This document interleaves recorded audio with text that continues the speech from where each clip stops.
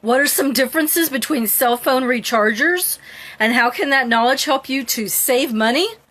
Hello, I'm Vicki Simons with TruckDriversMoneySavingTips.com. If you get value from what I share tonight, please feel free to give likes, shares, and hearts, and we would appreciate that. If you have any questions, leave them either during the broadcast. I'll get to those as best I can, or I will attempt to answer them after the broadcast, or you can get in touch with us through our website.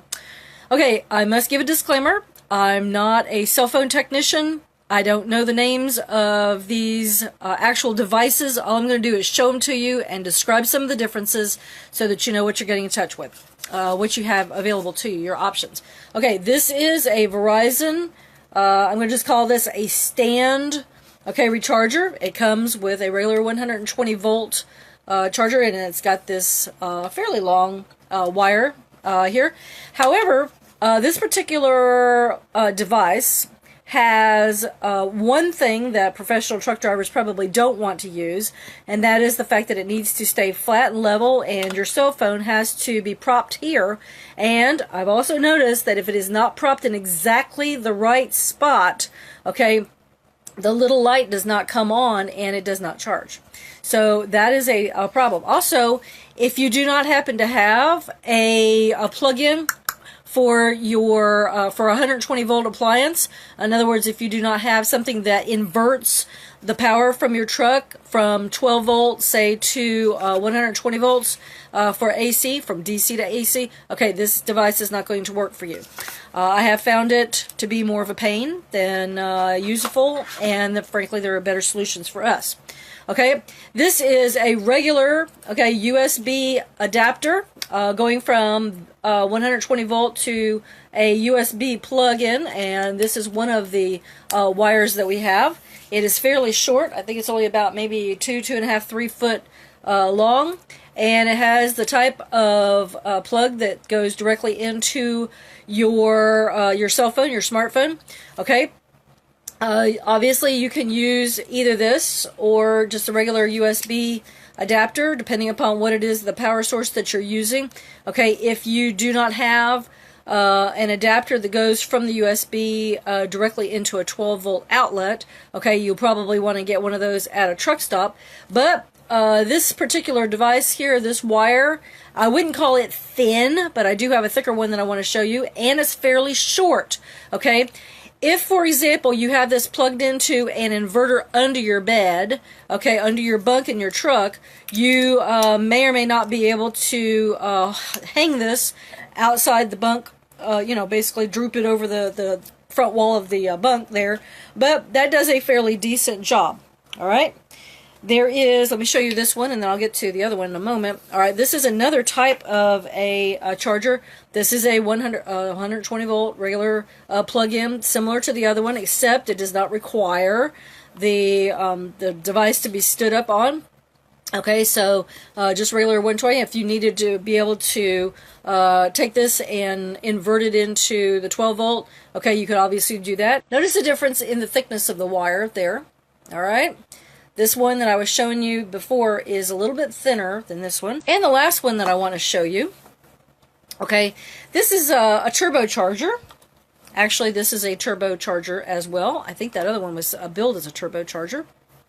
But this has a little tiny skinny, shall I say, not only a skinny cord, but also a very short cord. This one's, maybe 12 inches at most here, but the thing about it is this also goes into, this goes from a USB, let me see if I can show you this from the, can you see that with the reflection? 120 to a USB, and that plugs right in there.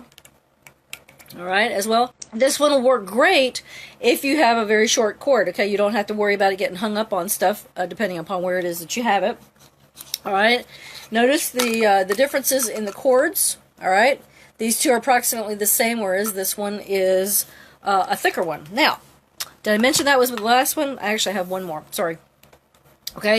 This is a USB connector directly to a smartphone plug-in, except there's a little button here, and when this is plugged in, this is the one that I wanted to show you. Can you see how that lit up?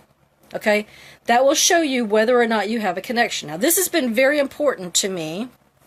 Okay, when I have had a situation where I have plugged something into an outlet, but the outlet either isn't working, or it is the case that it's not plugged in all the way. Okay, so if you have a device there that is plugged into an inverter, okay, and I showed you the inverter in a previous broadcast, okay, but if this isn't lighting up, okay, that means that there's no juice. Okay, so when you're putting this into your cell phone, if the light isn't working, then obviously you're not going to be getting a recharging. So, and obviously this is a nice thick wire, okay, similar to, all right, this other turbocharger, except this one looks maybe just a tiny bit thicker. All right, now, one of the things that you want to be aware of, okay, besides the length of the recharging cord, okay, the thickness of the recharging cord, okay, and what sort of an outlet that you have on these recharging cords and how they need to either stand up if they do need to, okay, is the length of time that it takes to recharge these units. Okay, obviously if you have a turbo type situation on your hands, all right, and this is supposedly a turbo adapter here, all right, but these turbos are designed specifically to recharge your cell phone more quickly than a standard recharging unit. So bear in mind, if you need to have quick recharging, or shall I say quicker recharging, okay, you'll want to go with a turbo type unit. And, excuse me, when we plug in a turbo unit to our smartphones, it actually says that there's, turbo power there.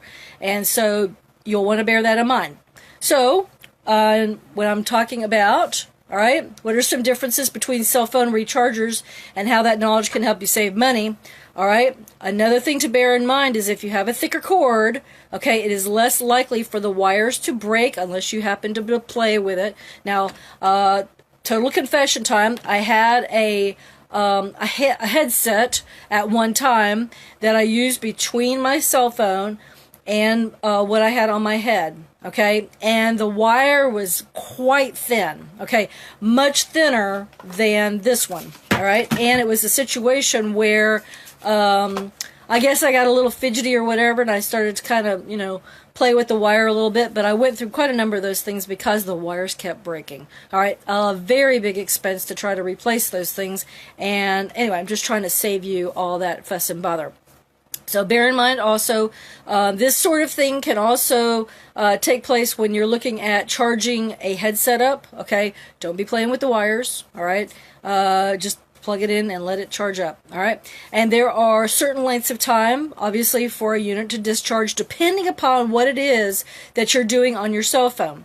If you're writing emails or texting, okay, text with data, then obviously it may take much longer to for your power to run down on your cell phone than if you are playing games that are very video intensive, or you're watching videos on your device, or if you are talking. All those things matter. There are different rates of drawing down the charge there. So those sorts of things matter, and I hope that you've gotten value from this. If you have, please give us likes, shares, and hearts. And until next time, my husband Mike and I wish you safe travels and lots of money-saving opportunities on the road. Have a great night. Thanks.